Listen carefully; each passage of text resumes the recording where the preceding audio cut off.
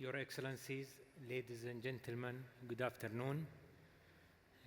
I know we have a limited time and we will try to make this critical conversation on strengthening global cooperation very fast. Our goal today is to explore how we can work together more effectively during mega disaster, and the key question before us: is the world really moving to more coordinated approach, or are we seeing the opposite? Of course, during the COVID-19 pandemic, we saw that global coordination is possible. We saw nations came together in an unprecedented way, but also it's exposed some failure when it comes to supply chain breakdown, as you said, Pete, and also unequal vaccine and medical aid distribution, and also gaps in sharing some vital information. So to explore these challenges and opportunities, we are delighted to have with us again on the stage Mr. Pete and Mr. Killian. And I would like to start my first question with you, Pete. It's similar question to what has been asked in the previous panel. You know, today we have global frameworks like the Sendai, the Paris Agreement, the G20 initiatives. All of these frameworks, initiatives, they focus on global cooperation and the importance of collaboration during mega crises. From a strategic perspective, what do you think is the biggest obstacle preventing the world from true coordination during crisis? Yeah, I think the biggest obstacle is ourselves. You know, our national interests, I think, obviously come first. We prioritize what's important for our nations. And again, I think this can lead to like unilateral actions, right? Not in the best interest of the greater good, but you know, for a specific nation. And I just want to like maybe put it in perspective. You know, from the U.S. point of view, you know, we have our internal challenges trying to get our locals and states and tribes and territories to work together. It is not a perfect system. We're still working on it. We try to incentivize some of that interest to try to get people to do the right thing for the right reason. And I think the same thing goes for globally, right? How can you encourage nations to work together? It's especially hard when you have a global crisis, right? Because I think everyone is concerned about their own welfare, their own health, their own safety. But I think there's a way through that. I think the other thing that is problematic is we all have like complex governance structures, policies, and the way we make decisions. You know, all slows down the way we work internally and the way we decide to work externally. And so I think this is a work in progress. I think part of our solution is to do more pre-disaster work among the greater nations. Do training, cross-training, standardization of policies to kind of cut through some of those things. But I think it's still going to be a work in progress, especially if you're still challenged on your own home turf to work together. Again, it's a little bit harder now once you leave your home turf to do with other nations. But again, I think there's ways to overcome that. Thank you very much, Pete, for this insightful perspective. Killian, you worked in some of the toughest crisis zones. From your perspective, where do you see such frameworks falling down? Well, I will be super honest.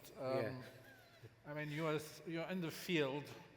You have 100,000, or I think the largest number of people affected by crisis was in Pakistan, 2010, with 20 million people affected. I mean, frameworks, forget it. What matters is actually, and we just heard this excellent presentation on leadership, what matters is leadership. What matters is to know where your resources are. I mean, it's very practical. I remember sitting with General Nadim of the National Disaster Management Authority in front of all the producers of shelter materials in Pakistan and asking, gentlemen, how many tents can you stitch per day? But that was after the crisis. We needed 1.5 million tents or shelter facilities.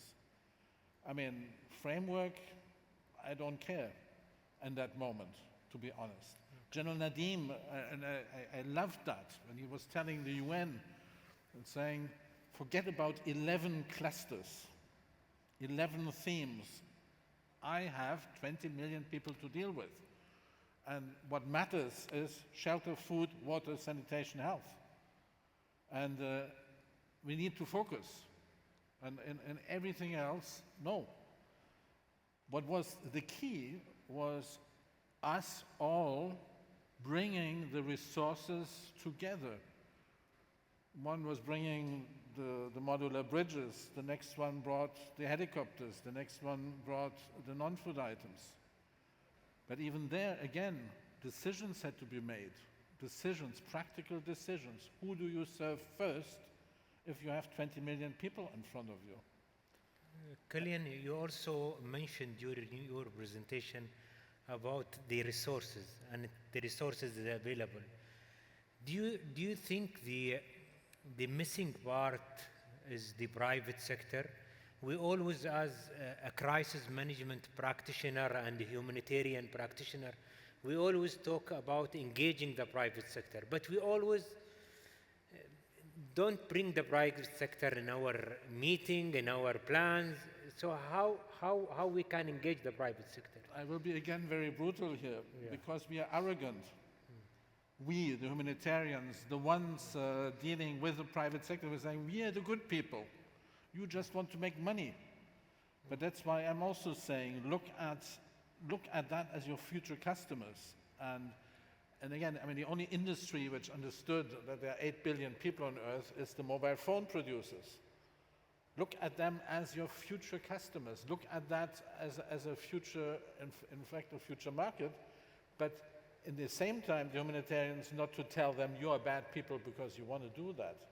Okay. Bringing them in with their money, having them investing with their technology, with their knowledge. Resources. And I think we need to really define what are resources. It's academia, it's research, it's people themselves, it's knowledge, it's best practice, worst practice, all that we haven't really captured.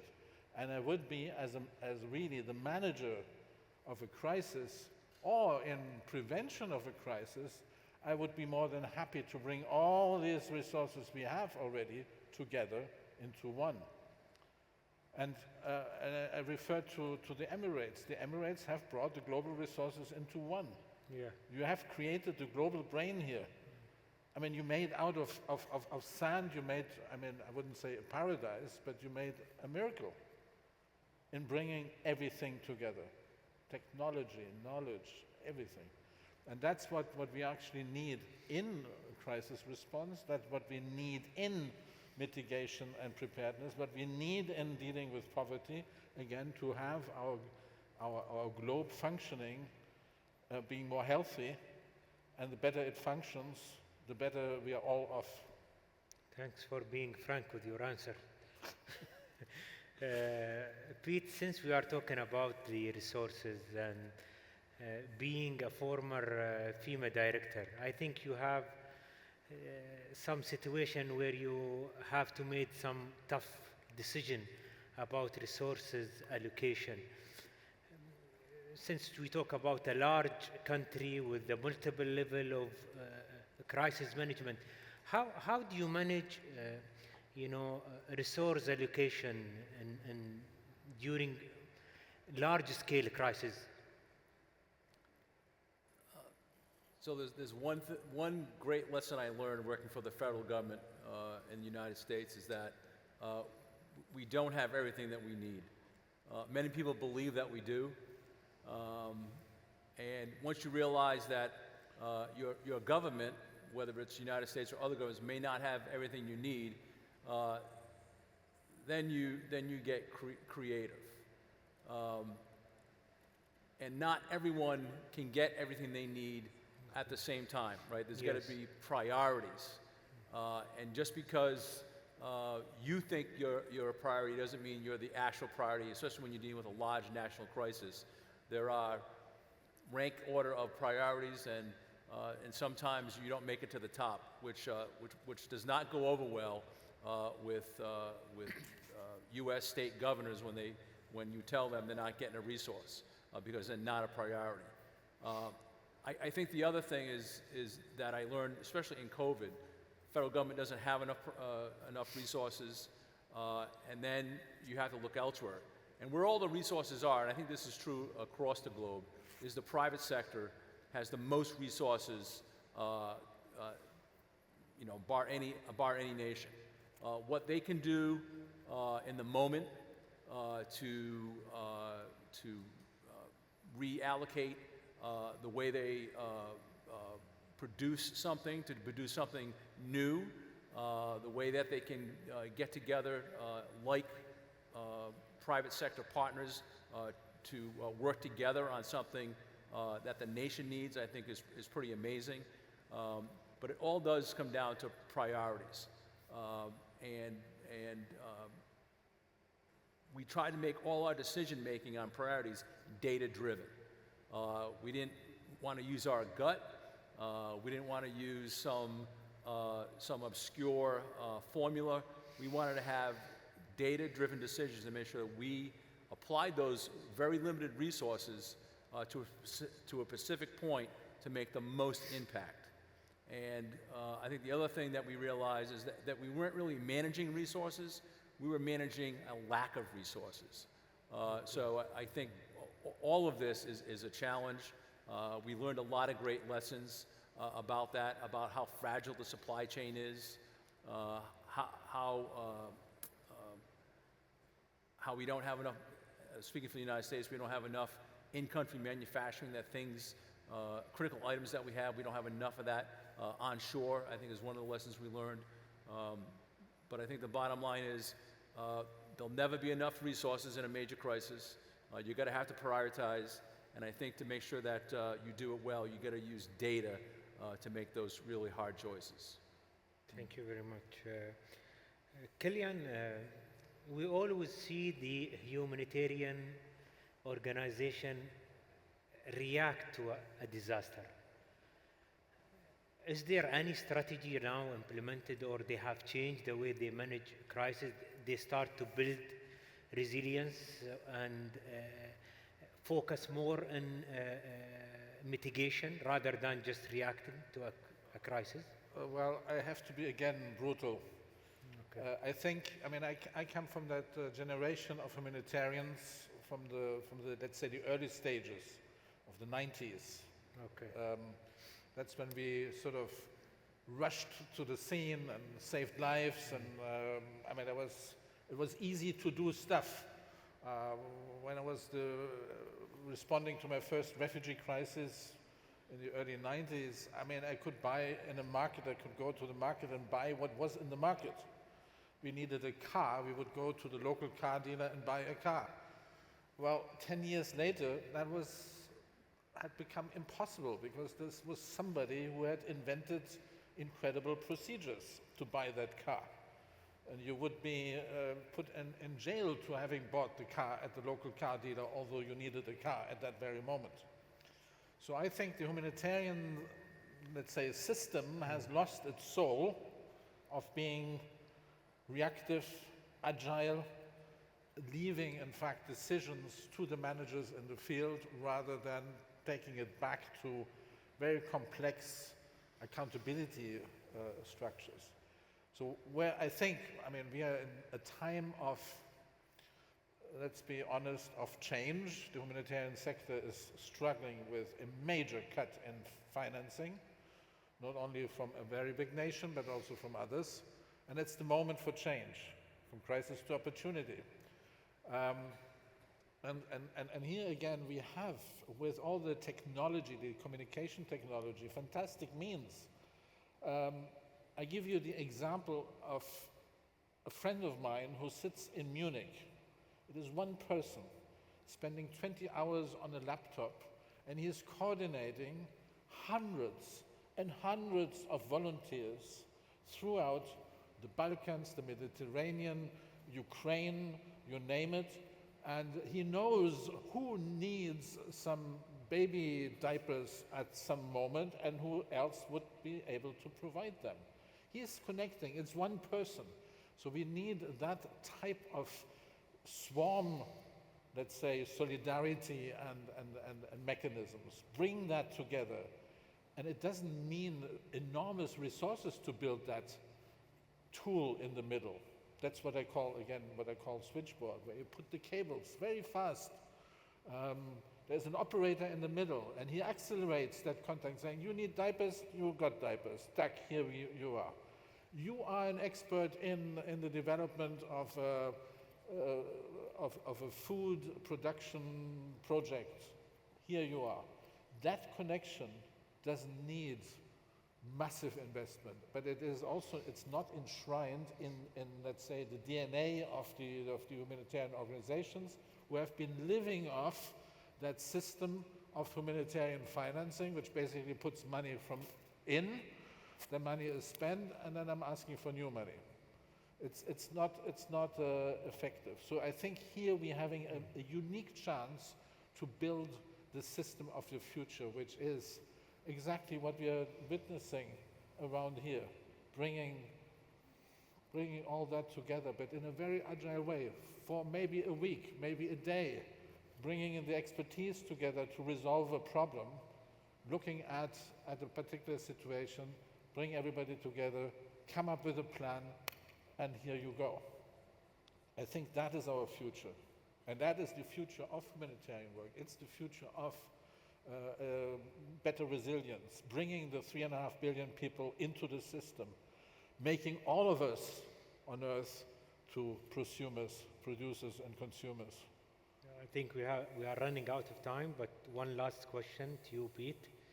If you had to give me one concrete solution, one recommendation that will make global coordination better, what it would be? One thing. Do you think it's... I'm thinking about the way we try to move people in the direction that we want in the United States when it comes to emergency management, disaster preparedness. And the one thing that I think it works is we like to incentivize that. And in the U.S. model, the federal government has preparedness grants, has Homeland Security grants on things that are both a priority for the nation and priorities for local and state government.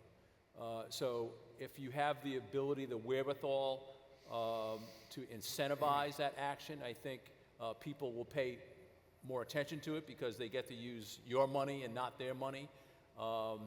And then you can attach like concrete requirements to how you incentivize that to make sure that they spend that money on the things that are important. You can then test and train to those capabilities that you incentivized, and now you have those capabilities in a national, state, and local catalog that you can use should you have a bad disaster day. So if you have the wherewithal to do it, I think incentivizing some of that gets a lot of attention. I think when you ask people to do it without incentives, there are so many other competing priorities that it doesn't get the attention that you need. So I would say if you can incentivize that good work, I think that's a solid way on how to approach it.